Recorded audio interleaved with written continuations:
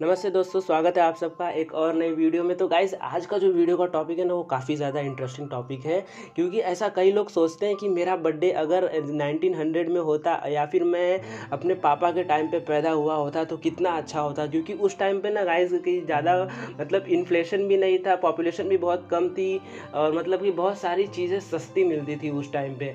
तो कई लोग ऐसा सोचते हैं आज की महंगाई को देखते हुए कि मैं उस टाइम पे पैदा हुआ होता तो मेरी लाइफ में क्या क्या दिक्कतें आती। तो आज का ये जो वीडियो है वो इसी के ऊपर डेडिकेट है कि अगर आपका बर्थडे 1 जनवरी 1900 का है तो फिर आपकी लाइफ में वो कौन सी दिक्कतें आएंगी और वो कौन सी दिक्कतें नहीं आएंगी। तो गाइस चलो वीडियो को स्टार्ट करते बिना टाइम वेस्ट किए।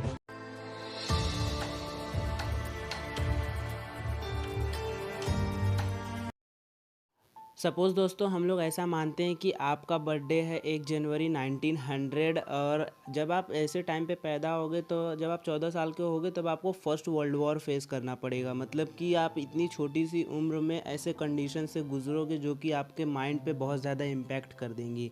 मैं आपको बता दूं गाइज़, ये समय आपके लिए बहुत ही भारी होगा और आप कुछ सोचने समझने लायक नहीं रहोगे। मान लो आप इस समय से निकल भी गए किसी तरीके से, अपने आप को किसी तरीके से आपने रिवाइव कर दिया, अब आप हो गए हो 18 साल के। मतलब कि अब आप सोच रहे हो कि मेरी लाइफ में आगे और क्या आने वाला है, तो ज़रा रुको। अभी साल 1919 में आपके साथ ऐसा होने वाला है कि पूछो मत। लेते हैं अब आप हो गए हैं मतलब कि 18 साल के।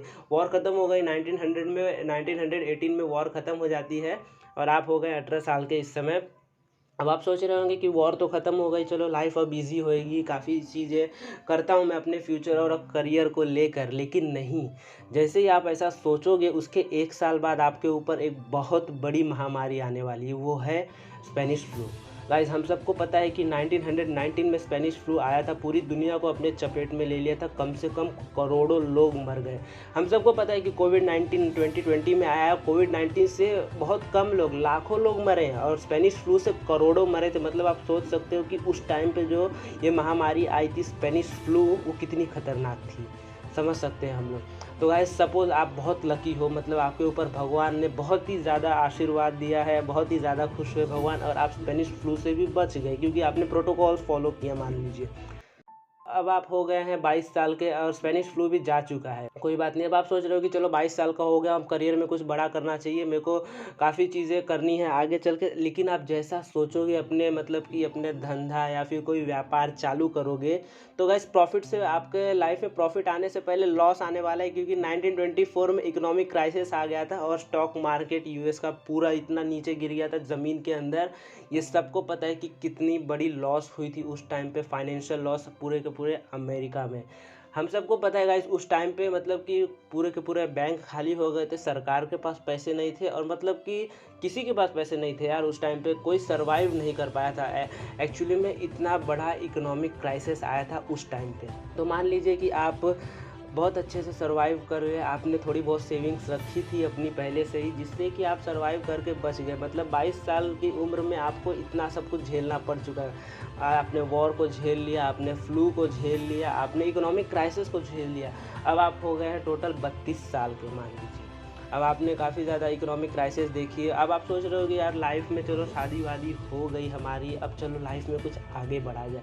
लेकिन रुको ज़रा, जैसे ही आप ऐसा सोचोगे ना तो जर्मनी में एक हिटलर नाम का आदमी अपना तानाशाही इतना बढ़ा चुका होगा कि वो पूरे के पूरे जर्मनी को कैप्चर कर चुका हो, पूरे पूरे जर्मनी का डिक्टेटर बन चुका होगा। 1932 में हम सबको पता है कि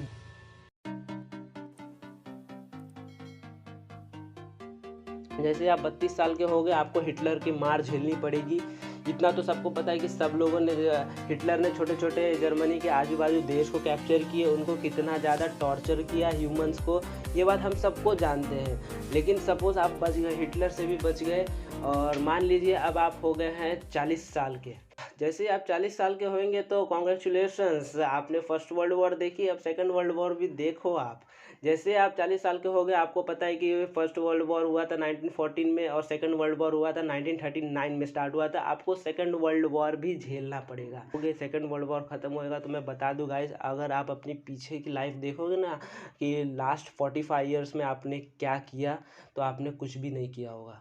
क्योंकि वॉर, फ्लू और जो इकोनॉमिक क्राइसिस, फिर हिटलर का डिक्टेटरशिप, ये सारी चीज़ें आपकी लाइफ से होके गुजरेगी और पूरा का पूरा आपकी लाइफ तबाह करके रख देगी। वो कौन से ऐसे लोग हैं जो कि ऐसा सोचते हैं कि 1900 में जो पैदा हुए थे उनकी लाइफ बहुत अच्छी थी।